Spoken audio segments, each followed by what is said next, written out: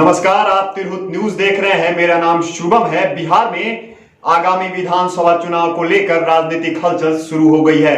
सभी दल इसकी तैयारी में जुट गए हैं, तो वहीं कई क्षेत्रों से निर्दलीय प्रत्याशी भी इसकी तैयारी में जुटे हुए हैं। आज हमारे साथ औराई विधानसभा क्षेत्र के समाजसेवी और आगामी विधानसभा चुनाव में विधायक प्रत्याशी दीनबंधु क्रांतिकारी हैं। आज हम उनसे बात करेंगे और जानेंगे कि उनका आगामी विधानसभा चुनाव में कौन कौन से मुद्दे रहेंगे। तो सबसे पहले बहुत बहुत स्वागत है जी। बहुत बहुत धन्यवाद और आपके तमाम दर्शकों को भी मेरा प्यार भरा नमस्कार और प्रणाम।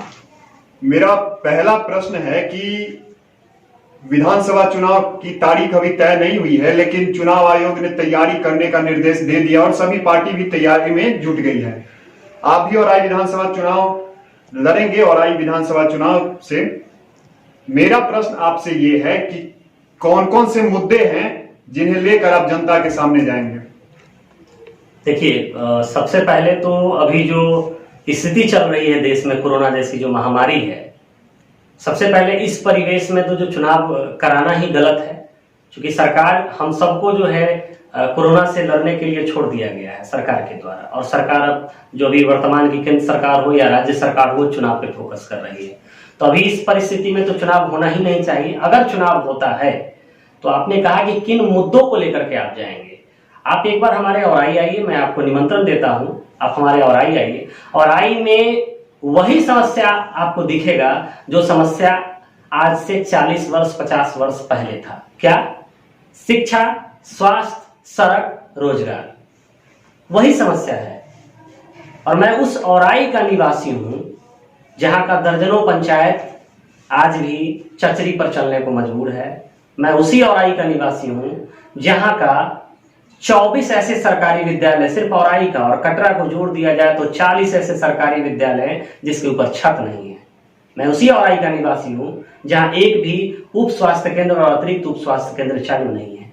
मैं उसी औराई का निवासी हूं जहां पर एक भी सरकारी नलकूप चालू नहीं है। मैं उसी औराई का निवासी हूं जो आज तक जिला से नहीं जुड़ा हुआ है। तो हमारे यहाँ मुद्दा ही मुद्दा है, कुछ हुआ ही नहीं है तो कोई मुद्दा कम कैसे रहेगा। आपने बहुत सारी दिक्कतें गिनाई नलकूप को लेके जो बंद पड़ा है। बिहार सरकार के 7 निश्चय एक योजना आई थी जिसमें हर घर जल नल की एक योजना थी। और नीतीश कुमार के पिछले 15 साल को देखें तो उनके विरोधी भी कहते हैं कि उन्होंने भले ही शिक्षा और स्वास्थ्य के लिए कुछ नहीं किया, लेकिन सड़कों के लिए उन्होंने काम किया है। और हालांकि वो, अगर हम लालू प्रसाद यादव के 15 साल को देखें और नीतीश कुमार के 15 साल को, तो वो सड़क पे दिखता है।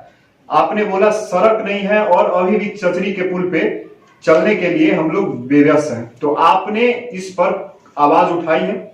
मैं आपको बता देता हूं, जो बार बार ऐसा भ्रामक प्रचार किया जाता है कि भाई नीतीश कुमार जी के द्वारा बहुत विकास किया गया, मैं भी कहता हूं थोड़ा बदलाव तो निश्चित, जब भी कोई सरकार बदलती है, कोई भी सरकार बदलती है, तो निश्चित रूप से जो है उसका मैनेजमेंट बदलता है, तो कुछ चीजों में बदलाव आपको दिखने लगेगा।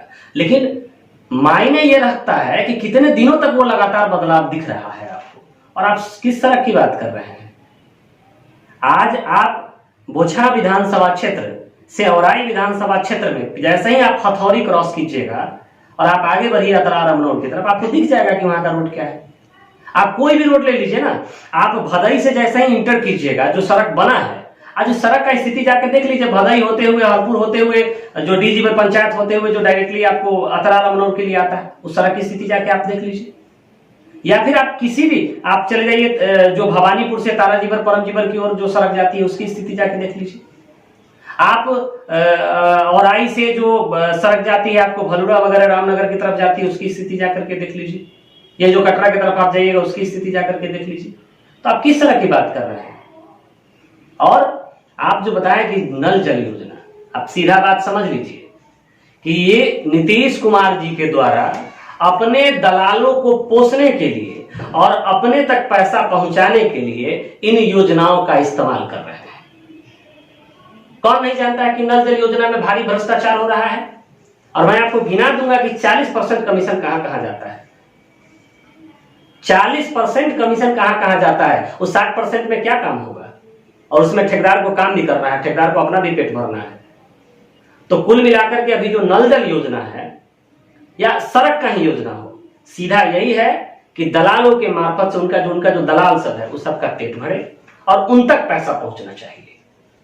मतलब आपके हिसाब से अगर हम 7 निश्चय की बात करें तो उसमें अभी तक कोई कार्य औराई विधानसभा में नहीं हुआ है। विधानसभा काम हुआ है ना, जहाँ पे पीतल का नल लगाना है वहां प्लास्टिक का नल लगता है, जहाँ पे मान लीजिए कि 3 फीट अंदर गड्ढा करके जो पाइप डालना वहां 1 फीट पे डाल दिया जाता है। काम तो हुआ ही है।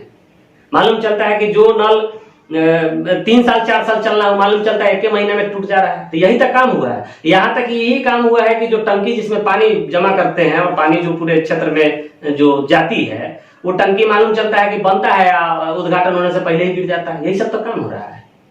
और औराई प्रखंड के और कटरा प्रखंड में आप चले जाइए, 50% ऐसे वार्ड हैं जहां पे आज भी नल जल योजना का काम पूरा नहीं हुआ है, सिर्फ और सिर्फ इसलिए क्योंकि जो परसेंटेज है कमीशन का वो तय नहीं हो पा रहा है। एक और प्रश्न है कि औराई विधानसभा क्षेत्र से भी बहुत ऐसे लोग होंगे जो प्रवासी होंगे, जो आए होंगे इस कोरोना काल में। सरकार ने बोला था मनरेगा के तहत उनको रोजगार देने के लिए, जो स्थानीय प्रशासन है उसको। जो प्रवासी आए हैं, आप तो लगातार समाज के बीच में रहते हैं, क्या रोजगार मिल रहा है मनरेगा के तहत ही? सिर्फ कागजों पे मिल रहा है, सिर्फ कागजों पे मिल रहा है। और जितने भी दलाल सक्रिय हैं वो कागजों पे काम करवा करके, अंगूठा लगवा करके पैसा निकाल रहे हैं। अब हम आपको बताते हैं कि बिहार से बाहर जितने भी हमारे औराई के प्रवासी थे, औराई विधानसभा अंतर्गत दोनों प्रखंड के, सबसे पहले तो उन्हें जहां पर वो थे उनको वहां पे भोजन का परेशानी हुआ। तो यहाँ के विधायक और पूर्व विधायक को बराबर कॉल किया जाता था, माननीय सांसद को भी कॉल किया जाता था, आपने वीडियो वायरल देखा। लेकिन किस प्रकार से वो लोग रिस्पॉन्स लेते थे आप लोगों के समक्ष है। और मेरा नंबर जब वायरल हो गया, मेरे पास मात्र 4 दिनों के अंदर में 10,000 कॉल आया है। अब आप सोचिए कि दिन रात कितना कॉल आता रहा होगा। और 10,000 कॉल आने के बाद मेरे जितनी औकात है मैंने लगभग 5 से 6,000 लोगों तक मदद पहुंचाने का काम किया है, चाहे वो पैसा से हो, चाहे वो अनाज से हो, चाहे जैसे भी हो। उसके बाद जब उनको वापस आना था तो लोगों को रजिस्ट्रेशन की प्रक्रिया ही नहीं मालूम थी। हमने सब लोगों का रजिस्ट्रेशन करवा करके यहाँ पर कैसे भी करके लोग आए हैं। आने के बाद जब उनको क्वारंटीन सेंटर में रखा गया, 3 दिनों तक उनको भूखा रखा जाता था। लेकिन ना तो वहां का विधायक कुछ सुनता था, ना वहां के पूर्व विधायक सुनते थे। और अंत में यह स्थिति बन गई कि आप खुद सोचिए ना कि आप 2 दिन का ट्रैवल करके आप औराई में वापस आइएगा और उसके बाद आपको 2 दिनों तक खाना पानी बाथरूम की सुविधा नहीं दी जाएगी, तो आपकी स्थिति क्या हो जाएगी। अंततः मुझे अनशन करना पड़ा और लगातार प्रयास के बाद जिस औराई में भोजन तक नहीं मिलता था, उस औराई में भोजन के साथ साथ छिपा लोटा बटिया और कटोरा गिलास सब मिलने लगा। हमारा औराई सिर्फ और सिर्फ इसलिए पिछड़ा हुआ है क्योंकि वहां के जो जनप्रतिनिधि बनते हैं वो करोड़ों रुपया इन्वेस्ट करके बनते हैं। वो राजनीति को व्यवसाय समझ लिए हैं, जबकि राजनीति एक सेवा है, व्यवसाय नहीं है। और जब उसको व्यवसाय समझ लिया जाएगा तो निश्चित रूप से नफा और नुकसान की बात होगी, जनता की बात नहीं होगी। और बात रहा आपके मनरेगा का, तो यह वास्तविक स्थिति यही है कि मनरेगा में मुश्किल से मुझे लगता है कि 1000 लोगों को भी रोजगार नहीं मिल रहा होगा साहब, औराई और कटरा के दोनों प्रखंड में। 1000 तो बहुत, 500 लोगों को रोजगार नहीं मिलता होगा एक्चुअल में। कागज पे तो हजारों हजार का निकलता होगा। ये स्थिति हमारे। एक प्रश्न है कि आपने बहुत सारी दिक्कतें गिनाई, बहुत सारी खामियां गिनाई सरकार की। जयप्रकाश नारायण ने एक बात कहा था, जब सरकार बेलगाम हो जाए तो जनता को आवाज उठानी पड़ती है। और आप एक जनता में रहने वाले एक सामाजिक कार्यकर्ता हैं, आपने कितनी बार इन सब मुद्दों को लेकर अपनी आवाज प्रखर की है? मैं आपको बता देता हूं, मुझे पूरे औराई की जनता सिर्फ और सिर्फ इसलिए जानती है कि मैं रिजल्ट ओरिएंटेड काम करता हूं। रिजल्ट ओरिएंटेड क्या, मैंने जो आपको समस्याएं बताया, हथौड़ी से अतरार के लिए 9 दिनों तक अनशन करवाया। उसके लिए मेरे ऊपर मुकदमा आज भी चल रहा है। उसके लिए मेरे ऊपर मुकदमा हुआ है प्रशासन के द्वारा और मेरे ऊपर मुकदमा चल रहा है, मैं मुकदमा लड़ रहा हूं। और लगातार 1.5 वर्षों का संघर्ष, मेरे पास रिसीविंग है। मैं शैलेश कुमार जो ग्रामीण कार्य विभाग मंत्री हैं, मैं उनके पास गया और लगातार प्रयास करके 5 बार यहां से एस्टिमेट भिजवाया था, 5 बार कैंसिल हो गया, 6ठे बार में जाके पास हुआ है। आज आप जाकर के देखिए, पक्कीघाट पुल टूट चुका है और वहां पे काम प्रारंभ हो चुका था लॉकडाउन से पहले, लॉकडाउन के कारण काम अवरुद्ध हो गया।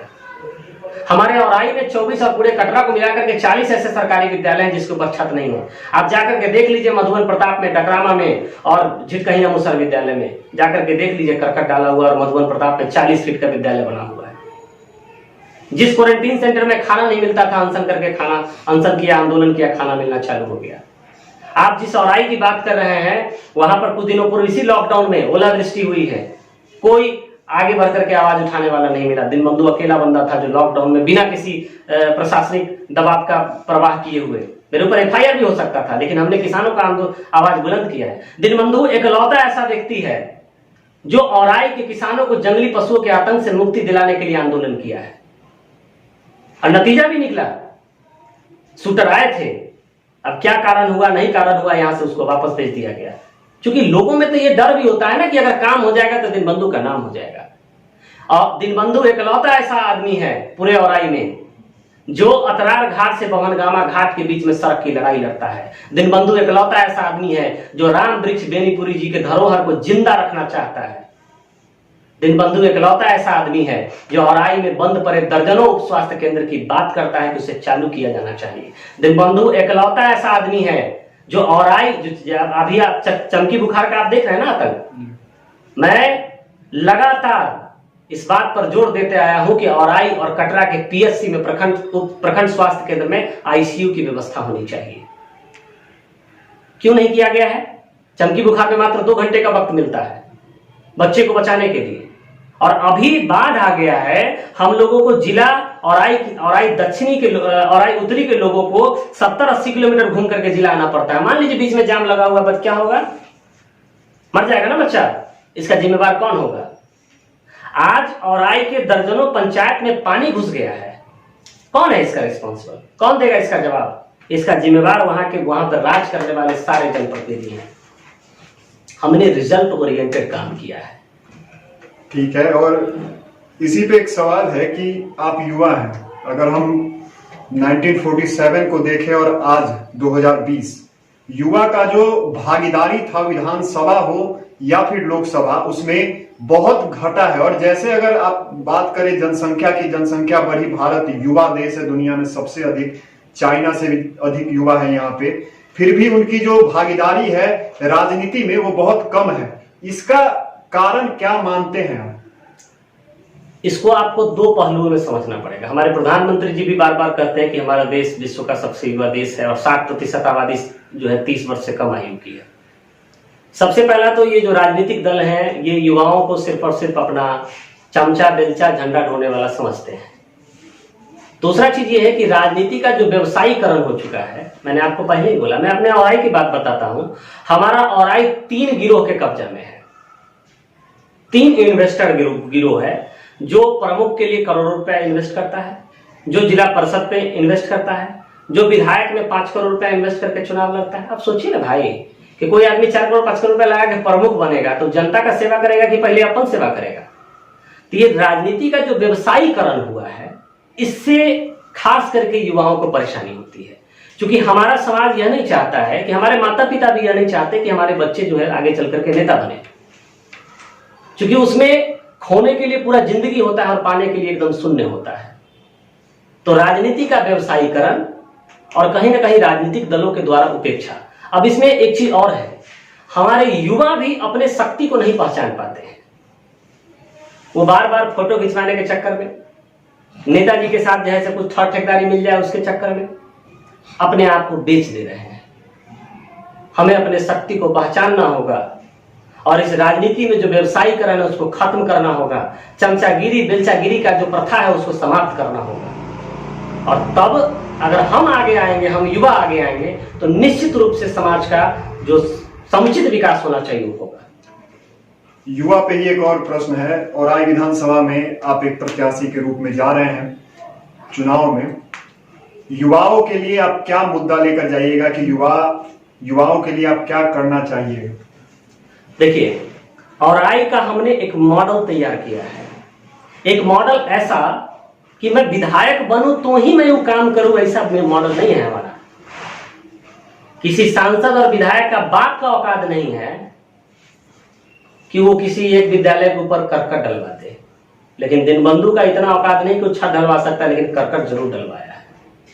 तो आप इसी से समझ लीजिए कि हम सबसे पहला, मेरा जो सबसे पहला विजन है, औराई के उन 40 विद्यालयों को भवनहीन और भूमिहीन से मुक्ति दिलाना। उसके बाद हम अपने निजी प्रयास से औराई के शिक्षा व्यवस्था में आधुनिकता लाना चाहते हैं। ये मेरा सबसे पहला चीज है। आधुनिकता कैसा? आज भी हमारे शिक्षा व्यवस्था में वही पुरानी धरा है जो आज से 20 साल 30 साल पहले पढ़ाई होता था। उसी तरीके से हम उसमें प्रोजेक्टर को इन्वॉल्व करेंगे। हम आपको वीडियो के साथ जो वीडियो दिखा करके, जो एलईडी पे वीडियो दिखा करके जो पढ़ाई किया जाता है उसमें इन्वॉल्व करेंगे।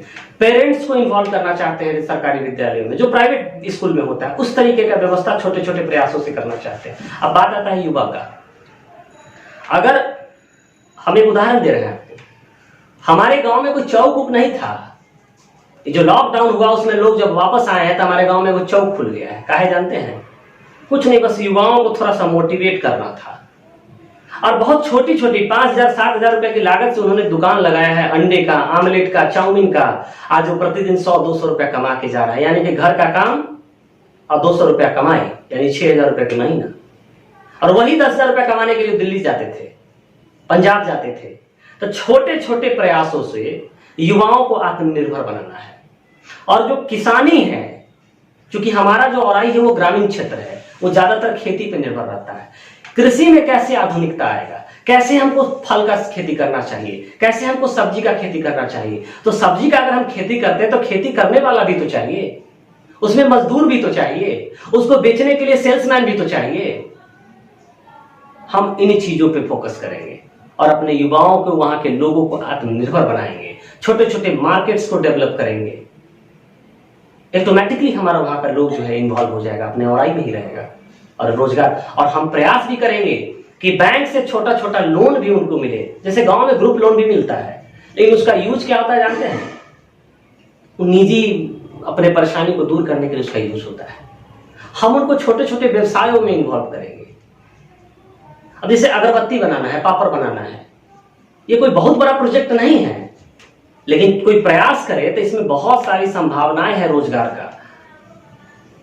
इस पे फोकस करना है। आपने एमएसएमईज की बात की, छोटी उद्योग देखने को मिलता है। कई जगह से ये समाचार भी आती है कि जो महिलाएं होती हैं गांव की, अब तो मास्क, कई जगह से ऐसा आया कि मास्क बना के एक 10-12 महिलाओं की एक झुंड मास्क बनाती है हर रोज और उसे फिर जाकर बाजार में बेचती हैं। तो जैसे आपने पापड़ का जिक्र किया, आपने अगरबत्ती का जिक्र किया, तो इस चीज को आप कैसे बढ़ावा देंगे? इस पे आपका कोई प्लान है कि जो गांव की जो महिलाएं हैं, क्योंकि महिलाओं को अभी भी कई जगह होता है गांव में निकलने नहीं दिया जाता है बाहर, तो इस चीज को लेकर आपका क्या इनिशिएटिव रहेगा? देखिए, मैं आपको बताता हूं। सरकार की एक संस्था है जीविका, जिसका काम है महिलाओं को रोजगार दिलवाना, महिलाओं को स्वावलंबी बनाना। लेकिन सरकार की जो ये संस्था है वो कितना काम करता है भगवान ही जानते हैं। हम आपको बताते हैं। हर पंचायत में आपका एक वॉलंटियर हो। हर पंचायत में, एक गांव में भी हो सकता है, हर पंचायत में मान लीजिए एक वॉलंटियर। हर पंचायत में आपको टोटल 12-13 वार्ड होता है, उसके नीचे 12-13 लड़का हो। मेरी बात को समझिएगा। अब क्या करना है, हम कच्चा माल, अगर मान लीजिए हम औराई विधानसभा की बात करें तो 42 पंचायत है, 42 जगह हमको कच्चा माल पहुंचाना है। पापड़ का ही ले लेते हैं, कच्चा माल हमने पहुंचा दिया। अब क्या है कि वो जो 42 लड़का है वो नीचे पहुंचा देगा कच्चा माल, महिलाएं जो है वो बनाएंगी, उनका डायरी मेंटेन हो जाएगा कि आप इतना पापड़ दिए, कमीशन बेस्ड काम होगा, क्योंकि जितना काम कीजिएगा उतना आपको पैसा मिलेगा। अब उसका काम क्या है कि सप्ताह में एक दिन कलेक्शन होगा, सप्ताह में एक दिन कलेक्शन होगा, सप्ताह में एक दिन कलेक्शन हुआ, सप्ताह में दिन का जो हिसाब। अब देखिए कि कलेक्शन करने के बाद माल कहां बेचेंगे?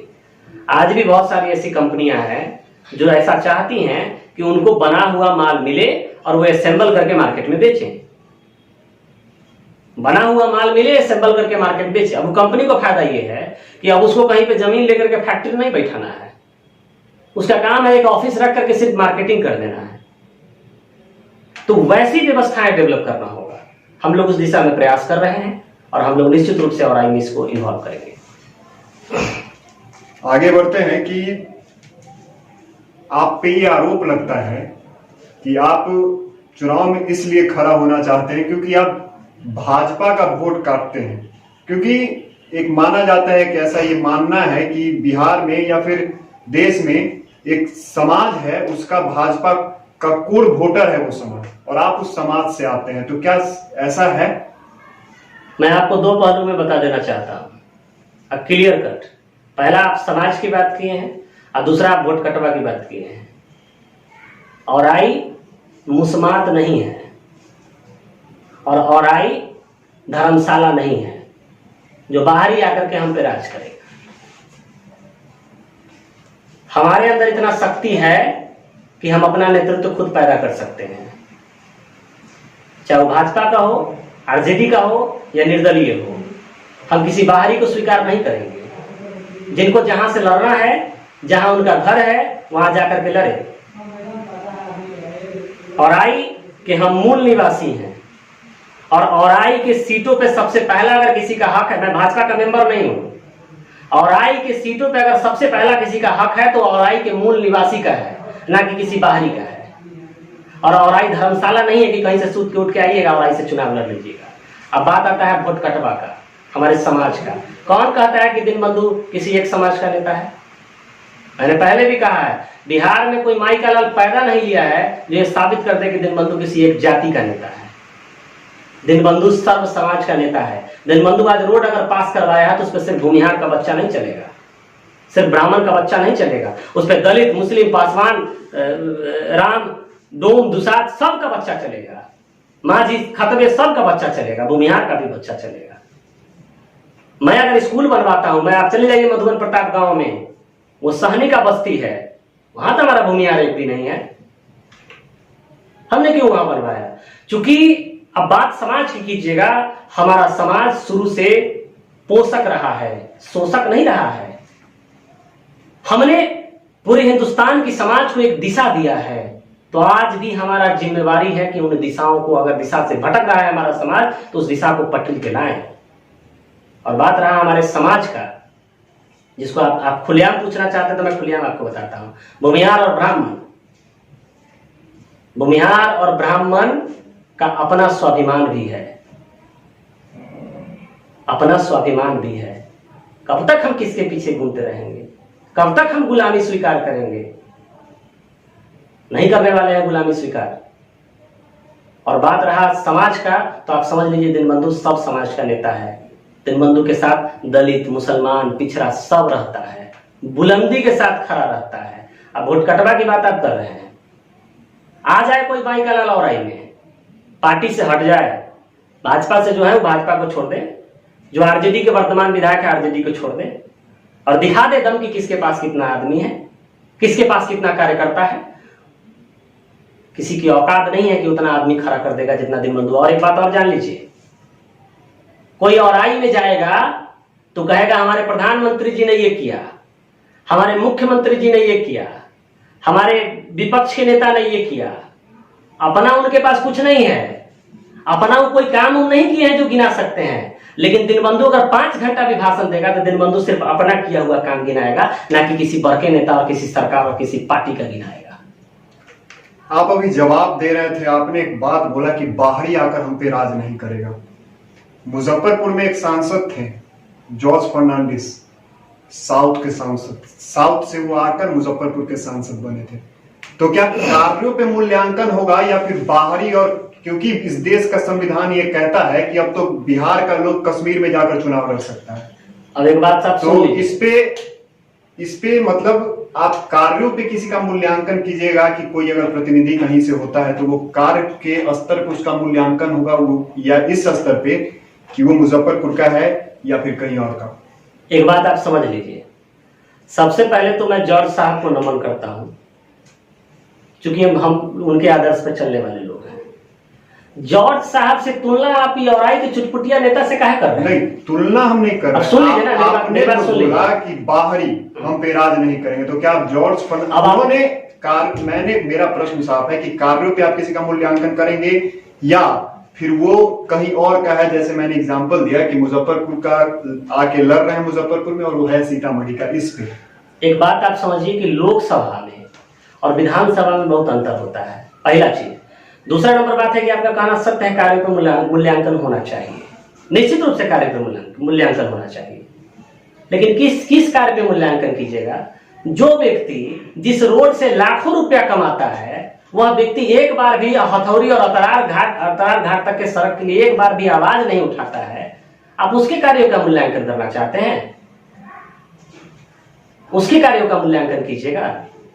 जिस व्यक्ति का रिलेशन में बिहार का पथ निर्माण मंत्री आता है और वह व्यक्ति एक बार भी औराई को चचरी मुक्त कराने के लिए प्रयास नहीं करता है, उसके कार्यों का मूल्यांकन आप कीजिएगा।